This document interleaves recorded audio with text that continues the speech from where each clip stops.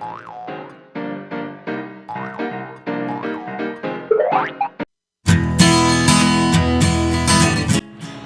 what are you going to do today? I'm reading past and present in I-level book.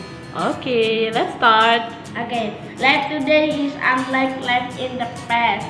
Before cars, people used horse and wagons to go places. They could not go far from home. People who lived long ago had no light bulbs. They had to use candle and oil lamp for light. They went to bed at sunset when the sun went down. Okay, Nizam, after you finish read the text about past and present, now what is the difference between long ago and now? Before we have car, what did people used to do? Horse and wagon. Okay, they use horse and wagon. How about before we have light bulbs? What they use? Candle and oil lamp. Okay, this. Hello, I am Nizam. I am 10 years old.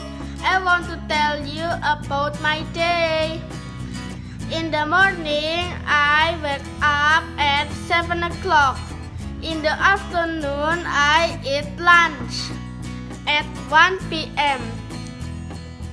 Next, I usually watching TV and chat with my family. Then I do my homework and I help my mom in the house. At 9 p.m. I go to sleep. That is story about my day. Thank you. Do you like to study in I-level?